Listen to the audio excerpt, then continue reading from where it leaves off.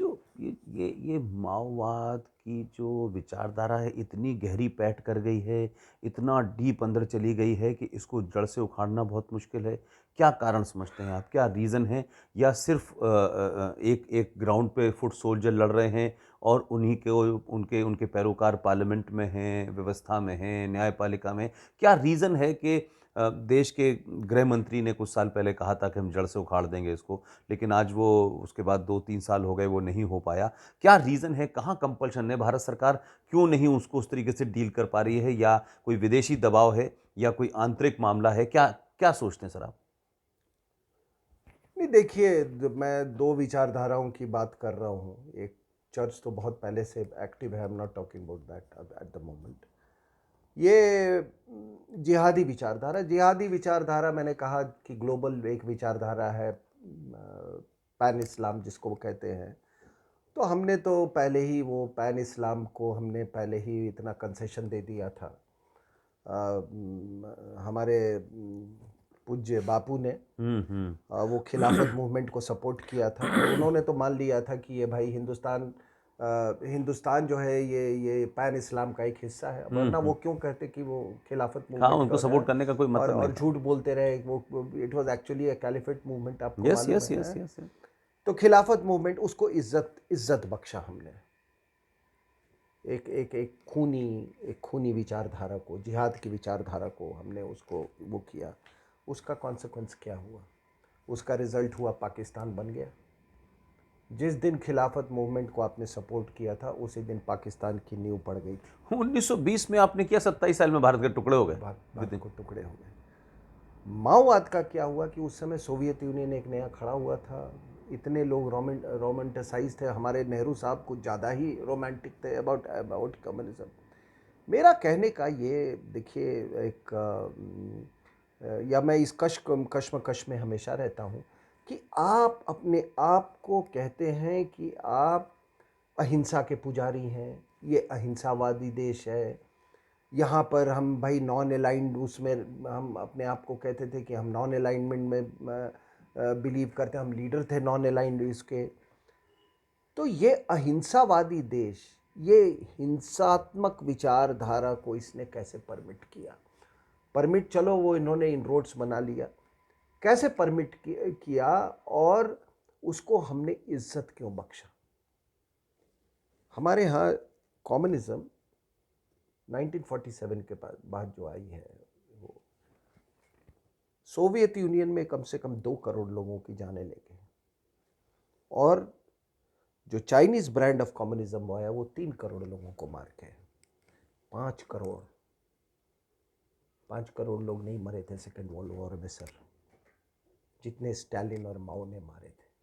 वो विचारधारा हुई, और उस विचार जैसे सोनिया के पिताजी इंडोक्ट्रिनेट हुए थे, वैसे ही यहाँ पर भी लोगों को इंडोक्ट्रिनेट किया गया। और वो सारे के सारे यूनिवर्सिटीज़ में और आपके मीडिया में, और इसमें उनको रिक्रूट किया गया जो कि यहाँ से, जो ऑक्सफोर्ड गए पढ़ने और कैम्ब्रिज पढ़ने गए, और यहाँ पर आके, क्योंकि मुझे अंग्रेजी बोलने आती थी, तो वो सारे आपके उस समय ऐसी गुलामी की मानसिकता थी साहब कि अगर आप आईएएस का एग्ज़ाम आप अंग्रेजी में लिखें तो आप आईएएस ऑफिसर बन जाएंगे। वो आईसीएस का भूत। अरे हुआ क्या था साहब? इट वॉज, आपको तो मालूम है, it was transfer of power. वो बंगलों से अंग्रेज निकला, भारत का ये काला। इन्होंने कभी उम्मीद नहीं की थी। 35 साल में ये सेक्रेटरी बन गए थे, आपको मालूम है, चीफ सेक्रेटरी। बताओ। 32 years एज। बाप रे।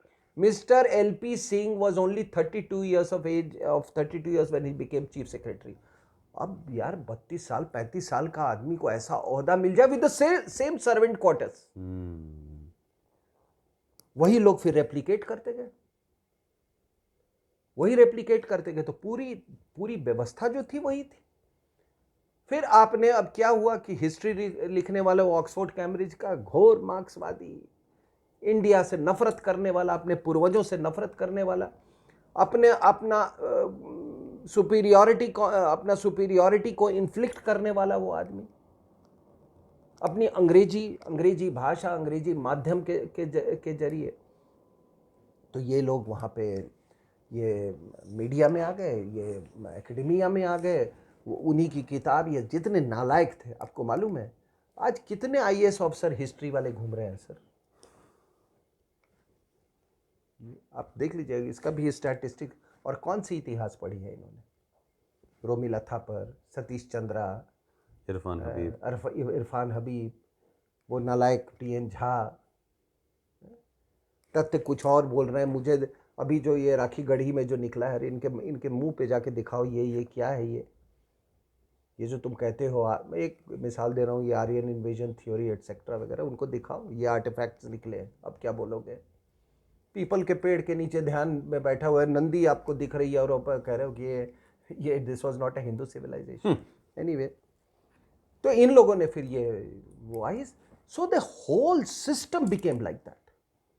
अब है क्या कि आईएएस में ठीक है, आपने इम्तहान पास किया, किसी ने आपके मन लायक इतिहास लिख रहे हो, अब मन लायक वो दे दिया, वही वो पास हो के आईएएस ऑफिसर। अब होता क्या है? They go to the red corridor. एक नालायक उड़ीसा में अपने आप को एबडक्ट करवा लेता है, माओवादी इसलिए एबडक्ट करवा लिया कि ताकि बार्गेन हो सके। समझ रहे हैं आप मेरी बात? I think his name was Vineel Krishna. और एक नालायक यहाँ छत्तीसगढ़ में, वो छत्तीसगढ़ में जिसने अपने आप को एबडक्ट करवाया। बड़ी इंटरेस्टिंग ये बात है। वो उसका एबडक्ट करने के बाद माओवादियों ने पूछा और क्या चाहिए आपको, मतलब ये कहते यार जाओ मेरे गाड़ी में देखना यार, मेरा लैपटॉप है वो ले आओ। वो जाकर वो उसका लैपटॉप ले आए। मतलब ये मेहमान नवाजी। और उसके जो 2 बॉडीगार्ड्स थे, उसके इस नालायक ऑफिसर के सामने उसको गोली मार दी। किस आदमी को प्रोटेक्ट कर रहे हैं हमारे बॉडीगार्ड? तो ये द होल सिस्टम, ये तो मैंने आपको ब्यूरोक्रेसी, ये जो ये आपका हर्ष मंडर जो नेशनल एडवाइजरी काउंसिल का था, ये भी आपका ये उसी साइड में ये कलेक्टर था, सुकमा का कलेक्टर। विनायक सेन वो जब उसका ट्रायल चल रहा था तो पूरी यूरोपियन कमीशन के लोग आ गए थे उसका ट्रायल को देखने के लिए, just because he had links with the church. और इस विदेशी महिला ने, जैसे ही विनायक सेन को वो बेल मिला, इस विदेशी महिला ने उसको प्लानिंग कमीशन का, उस समय प्लानिंग कमीशन थी, उसके एक हेल्थ कमेटी का मेंबर बना दिया। बताइए, प्रोटेक्ट कर दिया उसको। हाँ, so the church is there. And ये आपको ये आईएएस ऑफिसर्स का मैंने बताया ना, वो अरुणा रॉय, ये सारे के सारे। एंड देन मीडिया में आई रिमेंबर, मुझे थोड़ा इकोनॉमिक्स मालूम है मैगजीन्स का, बिकॉज मैं 6 साल तक इंडियन डिफेंस रिव्यू का एसोसिएटेड एडिटर रहा हूँ। तो I understand the economics of all these journals and magazines. सब आप एक आउटलुक में आप 25-26 पेज का आप एक आर्टिकल, वो अरुंधति रॉय लिखती है, गांधीयन विद गन्स। ये जो 22 लोग मारे, इनको गांधीयंस ने मारा है। और इनको स्पेस मिल जाता है।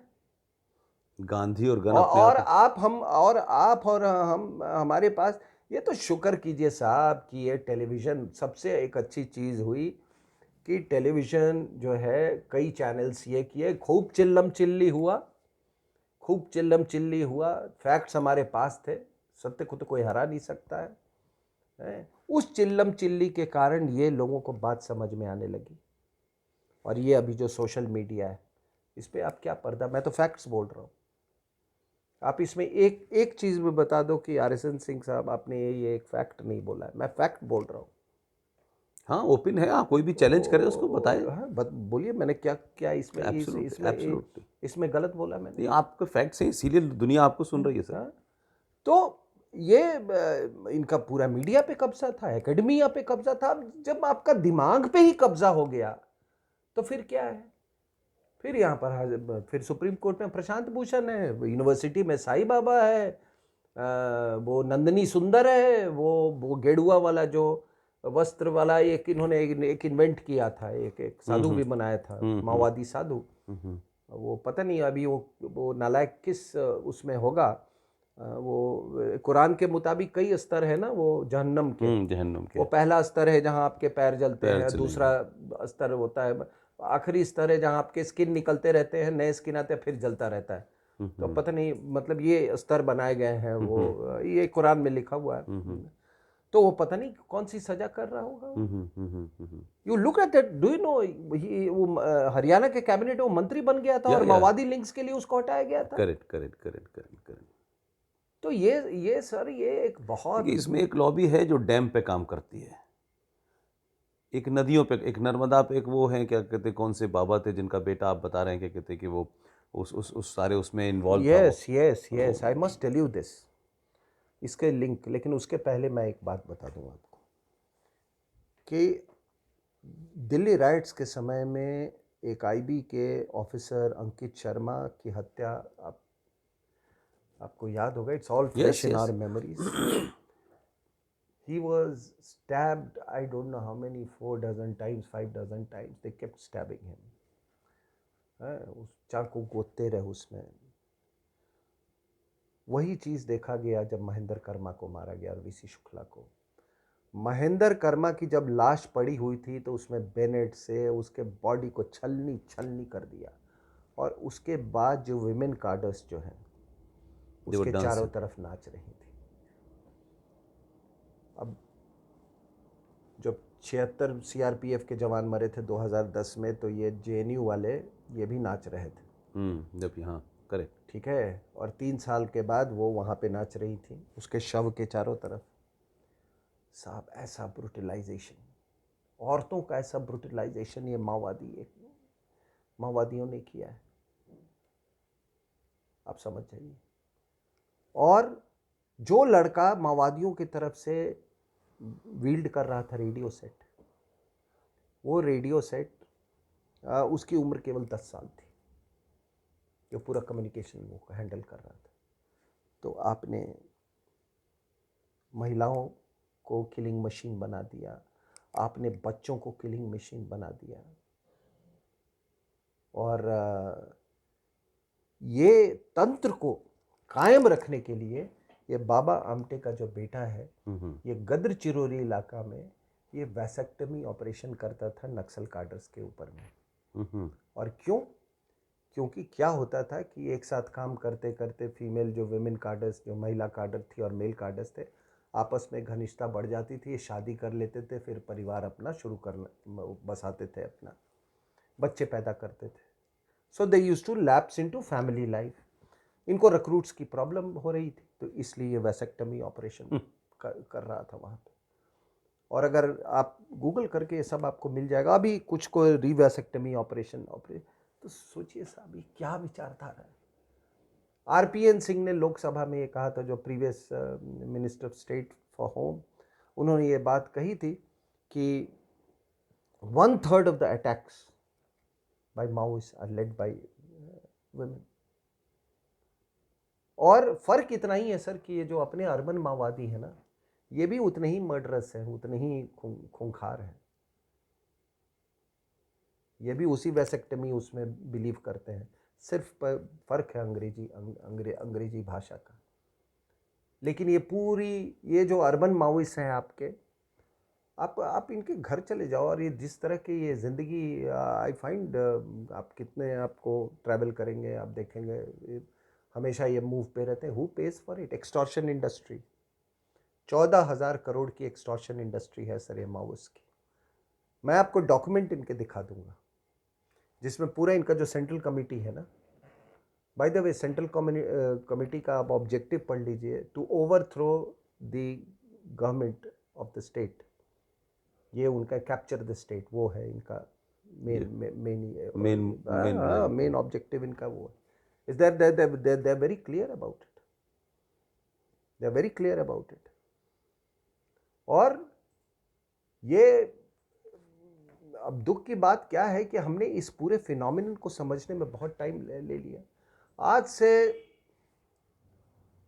कोई 15 साल पहले मुझे याद है, एक मैं सीनियर ऑफिसर से मिला बिहार में, तो उसने मुझे कहा कि जब भी कोई वो कह रहे कि जब भी हम किसी बड़े नक्सली नेता को पकड़ते हैं तो टॉप लॉयर्स फ्रॉम दिल्ली ये फ्लाई करके आते हैं वहाँ पे उसको बेल दिलाने के लिए। आखिर कहाँ से ये पैसा आता है? तो ये अर्बन नक्सली जो हैं आपको हर प्रोफेशन में, हर जुडिशरी में, पार्लियामेंट में। और एक और इसमें आपको मैं बता दूं कि ये CPM, CPI-ML, ये CPI माओइस्ट, नक्सली, इनको आप ये अलग अलग नहीं है। ये आपको लोग आर्ग्यू करें नहीं नहीं नहीं, वहाँ पर तो उसने गोली चलवा दी थी उस पर,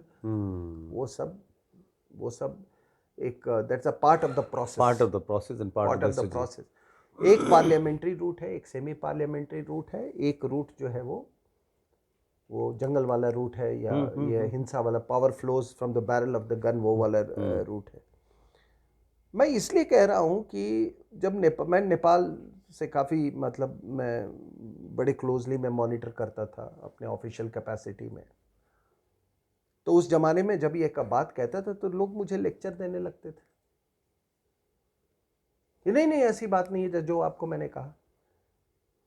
तो फिर मैंने जब किताब लिखी अपनी अनमेकिंग ऑफ नेपाल, मैंने उस किताब में ये बात लिखी थी कि देखना, ये तीनों जो धाराएं हैं, जैसे ही इनका पावर पे कैप्चर हो जाता है, और मैंने बहुत कुछ उस समय इन माय ऑफिशियल कैपेसिटी, मैं लोगों को, अपने अहदेदारों को, मैं अपने सीनियर्स को बोलता था कि देखो, ये तुम कहते हो कि ये प्रजातंत्र प्रोसेस में आना चाहते हैं, ये क्या बात कर रहे हो? प्रजातंत्र के प्रक्रिया में अगर कोई शामिल होना चाहता है तो सबसे पहली बात है कि he should be prepared to sit in the opposition. उन्होंने कहा नहीं, कोई सवाल ही नहीं उठता। जो पीस प्रोसेस हुआ, पीस प्रोसेस में हमारे यहाँ के नालायक पॉलिसी मेकर्स, उन्होंने प्लेटर पर दे दिया। उसके बाद अभी जब चुनाव हुआ तो आपने देखा कि ये तीनों शक्तियाँ कैसे आके UML और माले जिसको बोलते हैं, ये KP ओली जिसका है, माधव नेपाल, ये और ये वाला, ये आपको प्रचंडा एंड अदर सारी धाराएं, वो आके एक उन्होंने फॉर्मेशन वो मर्ज कर गए और उन्होंने कम्युनिस्ट पार्टी ऑफ नेपाल बना दिया उसको। अब वो स्प्लिट कर गए क्योंकि वहाँ बहुत अच्छा गेम चल रहा है, बड़ा मज़ा आ रहा है वहाँ का गेम देखने में, ठीक है ना। चाइनीज़ भी लगे हुए हैं, वहाँ की महिला एम्बेसडर भी लगी हुई है अपना, हमारे भी शायद लोग लगे हुए होंगे, हो सकता है। तो वो मैंने देखा वो, और मैंने वहाँ भी चर्च का रोल देखा सर, वहाँ भी मैंने चर्च का रोल देखा। मैं जब ये किताब लिख रहा था तो आई वॉज ट्रैवलिंग, ऐसे ही मैं घूमता रहता था, लोग से बात करता। सडनली काठमांडू में मैंने देखा embassy of Finland, embassy of Norway. तो मैंने कहा ये कौन, ये आखिर इनका लोकस, मतलब इनका स्टेक्स क्या है यहाँ पे? ब्रिटेन का मान सकते हैं कुछ स्टेक्स है, गुरखाज वहाँ पे है उनके आर्मी में, अमेरिकन का बिकॉज देर ग्लोबल प्लेयर। ये इनका क्या, ये नॉर्वे। मैंने फिर लोगों से तहकीकात की तो उन्होंने कहा कि ये लोग सबसे ज़्यादा फंड्स देते हैं इनको, फंड्स और हथियार इन माओवादियों को, क्योंकि उनका एक ही इंटरेस्ट था कन्वर्जन। और कन्वर्जन इसलिए क्योंकि वहाँ के जब मोनार्की थी 200 साल से, तो उन्होंने पूरी कन्वर्जन प्रोसेस में एक बिल्कुल बड़ा सख्त कानून बनाया हुआ था। तो जब ये माओवादी आए उसके बाद ये पंडोरा बॉक्स खुल गया, अब धड़ाधड़ नेपाल में कन्वर्जन हो रहे हैं। ये क्या है, KP भट्टाराय, हिल्सा यामी उसकी बीबी है, ये सब क्रिश्चियन है सर। ये कुछ लोग कहते हैं ये प्रचंडा भी क्रिश्चियन है, ये अपने बाप के फ्यूनरल से चला गया था। और आपको याद होगा ये LTT का अब लोग आपको बताते ना, तमिल प्रॉब्लम नहीं था, वो क्रिश्चियन तमिल प्रॉब्लम था। That's right. जिस दिन उस पे स्प्लिट हुआ तमिल्स में, जब वो करुणा अलग हो गया अपना ईस्टर्न ट्रिकोमली कार्डर्स को लेके, मतलब the Hindus were the main fighters actually. तो ये खत्म हो गई वो बात। और आप देखिए उसके बेटे का नाम क्या था, प्रभाकरन के बेटे का नाम एंटन बालासिंघम। ये कौन था? सारे के सारे उसका जो वो क्या था, उसका जो वो तो फॉरेन वो देखता था। एक और जो उसका मेन जो इंटेलिजेंस वाला था, I am just forgetting, everybody was a Christian. And ये बिकॉज ये चर्च का मामला था, इसलिए इसको लंदन ने बोला आ जाए यहाँ हेडक्वार्टर बना ले। फिर वहाँ से कुछ हुआ, फिर ये पेरिस में जाके हेडक्वार्टर बनाया।